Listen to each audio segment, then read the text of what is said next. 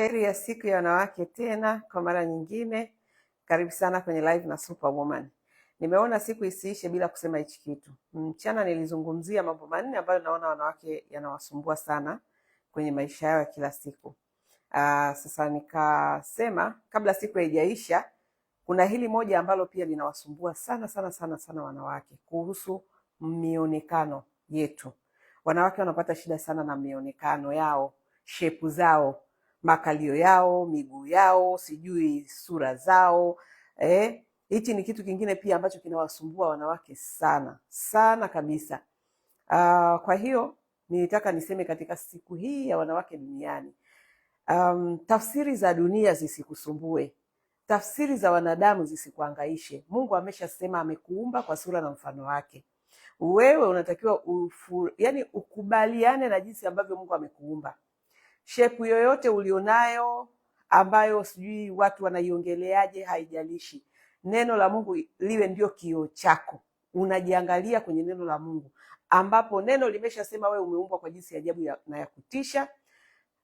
Na hakuna, mbele za Mungu huna kasoro ya aina yoyote. Usiwaruhusu wanadamu wakakufanya ukakosa raha. Wanawake wengi wamekosa raha, hawana amani, hawana furaha na mionekano yao. Hawana, wanatamani sijui wajibadili, na wengine wanajibadilisha. Dada nakupenda, naomba ukimaliza nipandishe please, nina kitu pia. Hiyo hapa sio sehemu yake. Mimi napeleka message yangu kwa yule ambaye anataka kuongea zaidi na mimi, aje kwenye program zangu. Nina program za nazifanya za mentorship. Kwa hiyo kama unataka kuja kwenye workshop zangu, unataka kuja kwenye seminar zangu, njoo, lakini zile zinalipiwa. Hapa naongea message ambayo nimekuja kuisema. Haya, kwa hiyo nimeongea mambo ya manne mchana. Nikasema message yangu ni kwa wanawake, kwenye siku ya wanawake. Kuna maeneo ambayo wanawake wanapata nayo shida sana. Na wanapata shida kwa sababu wanajitafsiri, kioo chao ni dunia. Wanajiangalia jinsi dunia inavyoangalia. Mimi kioo changu ni neno la Mungu. Najiangalia, najitazama namna Mungu anavyonitazama. Kwa hiyo ili ambalo nimekuja kulisema sasa hivi ni la shepu, la muonekano. Utasikia miguu mibaya kama imechomekwa, huna makalio, sijui makalio yamekaaje, sijui ile muonekano wako.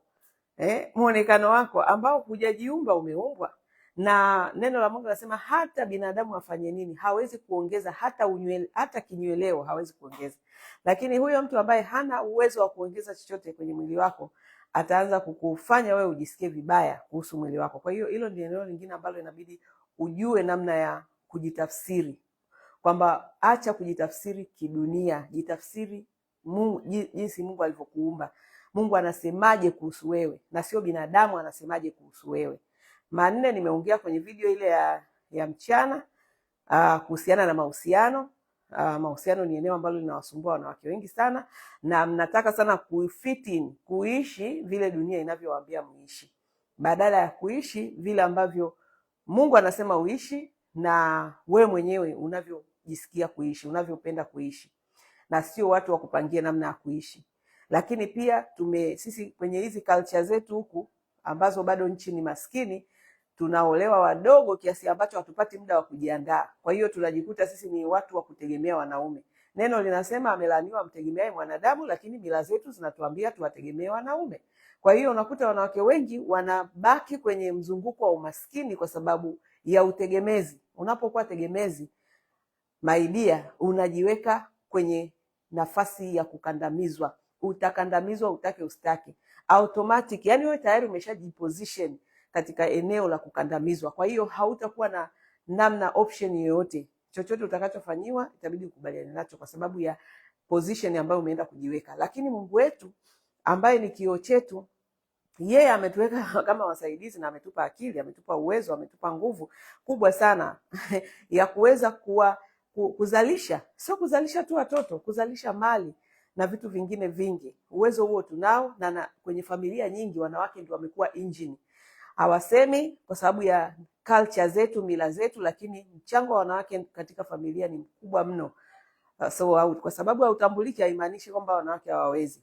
Tunaweza sana. Kwa hiyo badala sasa ya kusubiri uende ukakae kwenye uingizwe kwenye huo mtego wa utegemezi, jiandae mapema na lazima tuwasaidie watoto wetu kabla hawaja. Wengine tunajifunza kwa baada ya kukosea, okay, kama nilivyosema asubuhi, mchana, kwamba after nimeolewa, kwa sababu nilifikiri ndoa ni mwanaume tu akishakuwa na uwezo wa kuendesha familia then it's okay. Nikagundua no, hiyo sio sababu ya msingi ya kuolewa. Sasa ni wangapi wanaweza kurekebisha? Mimi niamua kurekebisha. Nani mwingine mwenye uthubutu wa kurekebisha kitu kama hicho? Ni ngumu sana. Sasa ili watoto wetu wasifike kwenye hizo stage, tuwaelimishe mapema. Angalau mtu aende akijua. Mimi sikuwa aware, sikupata mtu wa kunifundisha, wa kunielimisha kwamba unajua sababu za msingi za kuingia kwenye ndoa zisiwe ni masuala ya kiuchumi tu, kwamba unaangalia mtu anaweza kuprovide umemaliza.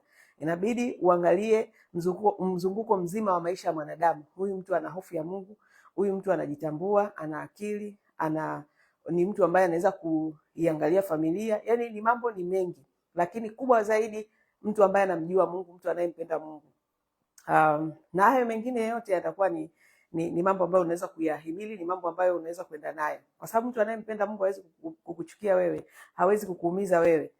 Okay, huwezi kusema unampenda Mungu alafu huku unamuumiza mwenzako, unamchiti. Wewe ukichitiwa utaki, ila wewe unataka umchiti na yeye akuvumilie. Hiyo mambo hayaendi hivyo, hayako hivyo.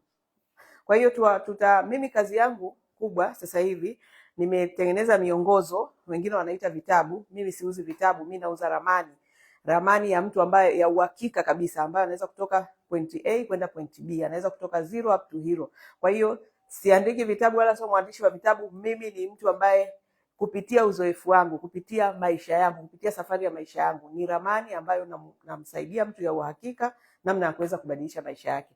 Kwa hiyo ndio kazi kubwa ambayo naifanya from now on, baada ya kuwa nimefanya utafiti za kuona kwa nini wanawake wanateseka, kwa nini wanawake wananyanyasika kwenye jamii zao. Majibu nimeyapata kwamba ni kwa sababu tunapokea zaidi mapokeo ya wanadamu, tafsiri za wanadamu, mila na desturi zetu kuliko Mungu. Kwa hiyo tunajikuta tunaenda na mambo ambayo hayana tija. Okay, unapoangalia vitu vina mwisho, vitu havina thamani, vitu vinaisha. Unapoangalia mambo ya nje leo yuko hivi, kesho anabadilika, lakini ukiangalia mambo ya ndani, ukiangalia kutoka moyoni, kutoka ndani kuja nje, ni vitu ambavyo vinaishi milele, na hizo ndio kanuni za kimungu. Then utakapoweza kuishi kutokea ndani kuja nje, then unakuwa uko safe. Kwa hiyo hizo ndio program ambazo nazifanya sasa hivi kwa vijana kupitia hiyo miradi yangu ambayo nimesema, wa Wadada Center na mwongozo wake wa unataka kulipwa zaidi, na hii ya maendeleo ni mimi, ambayo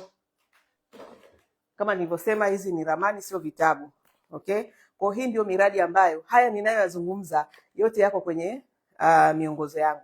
Kwa hiyo kwa mtu ambaye anataka kujifunza zaidi, miongozo hii ipo. Lakini pia ninafanya hizo mentorship, ninafanya workshop, ninafanya seminar kwa ajili ya kuwajengea uwezo zaidi wale ambao wakinisikiliza wanaona hizi mbona kama nikipata kwa undani naweza nikapiga hatua fulani, naweza nikajiboresha. Labda wewe ni mtu ambaye hujiamini, kwa sababu jamii imekwambia una miguu mibaya, una shepu mbaya, una tumbo baya, una makalio mabaya, au huna makalio. Sasa sijui unaendaje chooni au unakaa vipi, mtu anakuambia huna makalio. Kazi ya makalio ni nini? Ni kukaa kwenda chooni. Mtu anakuambia huna makalio, kwa hiyo una nini? Kwa hiyo kuna vitafsiri vya kidunia ambavyo vikikuingia sana, na Biblia inasema imani huja kwa kusikia, na inatuasa tusikilize zaidi neno la Mungu. Sasa sisi tunasikiliza maneno ya wanadamu. Maneno ya wanadamu yakikujaa sana moyoni, unakosa confidence. Unaanza kujiona wewe ni mpungufu. Unaanza kujiona kama hujakamilika. Unaanza kutokujiamini, kutokujipenda, kukosa raha na vitu kama hivyo. Kwa hiyo hivyo ni vitu ambavyo ndio vitu ambavyo nimevi experience, nimeviona, nimevistudy, okay, na nimeviweka katika mwongozo wangu. Mwongozo wa maendeleo ni mimi, kutoka dada wa kazi mpaka CEO, una mambo mengi sana, hasa ambayo nimeyazungumzia leo yako huku. Sijui ndoa yangu ya kwanza nilikosea wapi, nikarekebisha wapi, ndoa yangu ya pili changamoto zake, sasa hivi niko kwenye ndoa yangu ya tatu. Lakini pia hayo mambo ya utegemezi, wanawake wameandaliwa kama tegemezi badala ya wao kuwa wasaidizi wenye tija kama mwanamke wa Mithali ya 31. wao, sisi tunakubali kuwa mizigo, matokeo yake tunajiweka kwenye position za mateso, manyanyaso. Kwa hiyo huu una mambo madini mengi sana. Of course huu una madini, lakini ni kwa specific. Hii nimelenga sana wale ambao tayari wako kwenye kazi, wako kwenye ajira, kuanzia hao wafanyakazi wa nyumbani, lakini na sehemu nyingine ambazo watu wameajiriwa. Namna ambavyo wanazichukua ajira ni tofauti na vile ambavyo tumeelekezwa na kanuni za kimungu. Kwa hiyo unakuta mtu atoi thamani yoyote, matokeo yake labda anaweza kuiba, na ushahidi tunaonyesha vijana ambao wanakuja wanaomba kazi, lakini siku 2-3 wameharibu, wameiba. Kwa hiyo hicho ndio kikubwa ambacho nitaka kusema kwamba kwenye hii siku ya wanawake duniani, huu mwongozo una mambo mengi zaidi, lakini niliyoyasema ni baadhi ambayo ni sehemu ya mafundisho yangu kwa wanawake na jamii kwa ujumla. Hii la jioni hii, message yangu ya jioni hii, mtu asikubabaishe na shape yako. Yaani mtu asikuyumbishe kwa sababu ya shape ulionayo. Yaani shape yako ndivyo Mungu alivyopanga uwe, na kuna kusudi la kwa nini uko jinsi ulivyo. Haijalishi una kilema gani, haijalishi sijui una aina gani. Yaani mwili wako jinsi ulivyo wewe upende, ukubali na jimulike kupitia neno la Mungu, sijimulike kupitia maneno ya wanadamu. Hilo ndio nilitaka niliseme kwenye hii video ya sasa hivi au hii live ambayo nimekuja, kwa sababu mengine yale niliyokuwa nimeplani manne niliyasema mchana. Mahusiano ndio ni mazuri, lakini usipangiwe. Mtu asikupangie mwanaume wa kuwa naye. Sawa jasho linanitoka, ngoja nifute.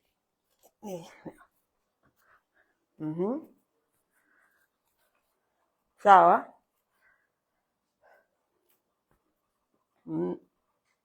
Usipangiwe, mimi sipangiwi. Napanga maisha yangu, na pale napokosea najirekebisha. Sawa. Lakini mtu asikupangie maisha ya namna ya kuishi, mwanaume gani uwe naye. Wewe ukishakuwa na huyo ambaye wewe unaona ana quality inatosha, kwa nini unataka kwenda kuingilia mahusiano ya mtu mwingine ambao ni chaguo la mtu mwingine? Wewe baki na chaguo lako. Ukishachagua chaguo lako, baki nalo, pambana nalo chaguo lako. Kwa nini tena unataka kuja kwangu na kuanza kunichagulia mtu wa kuwa naye, muonekano wake uweje, awe sijui na material gani? Chagua mtu wako, na ukikosea kwenye kuchagua usiogope kurekebisha. Hapa duniani tumepewa muda ni mfupi wa kuishi, kufurahia maisha. Kwa hiyo usibaki unasema watanionaje, watasemaje. Kusema watasema, binadamu wamezaliwa na midomo, wataongea tu, huwezi kuwazuia kuongea. Namba 2, make sure haujiweki kwenye position ya utegemezi, omba. Usimtegemee mwanadamu, mtegemee Mungu, uwezo unao. Namba 3, jipende. Kula vizuri, pumzika vizuri, fanya mazoezi yako. Hata wakati mmoja usijiachie ukadanganyika na huu upumbavu wao wa umri. Maana wengine mkishafika tu miaka 30 ni kula kujigaragaza, sijui ni yani kujiachia, miili inafumuka, unashindwa kujiweka kwenye namna ambayo yani unaonekana uko healthy, unakuwa obese. Jipende. Ukijipenda hutajiachia, utajitunza. Okay? Na mtu asikwambie sijui umezeeka. Hakuna kitu kama hicho. Siku zote tunapoadhimisha miaka yetu tunaomba miaka mingi. Uishi miaka 100, uishi miaka mingi. Alafu wapumbavu fulani tu wanakuja wanakuambia wewe mzee, wanakuita mzee. Hiyo ndio jamii yetu. Sasa utakapokuwa kioo chako ni jamii, itakula kwako. Hautakata siku moja ukawa na amani ya moyo. Ukitaka kuwa na amani ya moyo, kioo chako kiwe ni neno la Mungu. Mungu anasemaje kuhusu wewe? Kuna umri ambao Mungu anakuambia wewe ni mzee, umeshuka soko, una thamani? Hakuna. Ni binadamu ambaye anakuona hivyo. Sasa wewe utajitafsiri kwa akili za binadamu au utajitafsiri kwa akili za Mungu? Haya, kazi kwako. Kwa mimi hizo ndio program nazozifanya. Of course nazifanya hizi ambazo ni free kwenye hizi platform zangu, lakini kuna zile za premium ambazo ninazifanya kwa wale ambao wanataka zaidi kupata session na mimi kwa ajili ya hizi empowerment. Ninawainua wanawake kupitia maarifa. Biblia inasema watu wangu wanaangamizwa kwa kukosa maarifa. Na the reason watu wanaumizwa katika hayo maeneo yote ni kwa sababu ya mila na tamaduni walizolelewa nazo. Sasa mimi nimeshatoka huko. Sipo huko kwenye mambo ya mila na tamaduni zetu. Niko kwenye mila na tamaduni za ufalme wa Mungu. Hizo ndio zinatafsiri maisha yangu. Kwa hiyo dunia hata isemeje, hata waongee wafanyeje, mimi hawajawahi kunishtua. Sasa kwa wale ambao bado wanaishi kwa mitazamo ya ulimwengu, mnahitaji msaada wa maarifa zaidi, muweze kujitambua sawa sawa na neno la Mungu linavyosema, muweze kurudisha thamani yenu ili muweze kufurahia maisha. Kwa hiyo kwa wale ambao wanataka kuja kwenye premium program za kwangu, karibuni. Ila general awareness hizi ninazozifanya hapa, it's free kama mnavyoziona. Ni kuonyesha dunia kuna nini ambacho Mungu ameweka ndani yangu. Niko hapa kwa sababu siko peke yangu, sikujileta mwenyewe, sikuzaliwa mwenyewe. Neno ila kwenye screen imepozi, imerejea. I don't know kama bado ipo hewani. Screen yangu ilipozi. Vipi, bado nipo, sipo? Ni sepe zangu, kwa sababu hata hivyo ujumbe ndio huo tu. Nilikuwa na ujumbe mfupi kabisa, specific kwenye mambo ya mashepu. Dunia imetuletea shepu zao, kwamba mwanamke ukiwa na shepu hii, ukiwa na mguu huu, ukiwa na matako haya, ukiwa na tumbo hili, ukiwa na kifua hiki, ukiwa na sura hii, ukiwa na miaka hii, wewe ndio uko kwenye soko, wewe ndio unalipa, wewe ndio wa thamani. Huo ni upumbavu wa level ya juu kabisa wa kidunia. Kwa hiyo wewe Nasoro, kuwa na adabu, pumbavu mkubwa wewe. Kwa hiyo wewe mwanamke, katika siku hii ya wanawake duniani, nenda na neno la Mungu linavyosema. Umeumbwa kwa namna ya ajabu na ya kutisha. Mungu hajakosea kukuumba. Mungu hajakosea kukuleta. Mungu hajakosea kukupa umri. Okay? Ulivyo umekamilika, uko perfect. Hiyo ndio ilikuwa message yangu. Uwe na amani. Uishi kwenye dunia ambayo pamoja na hizi kelele na yani na negativity nyingi, lakini bado kuna namna unaweza ukaishi kwa amani na ukafurahia maisha. Huo ndio ulikuwa ujumbe wangu kwa hii jioni, hii video ya jioni.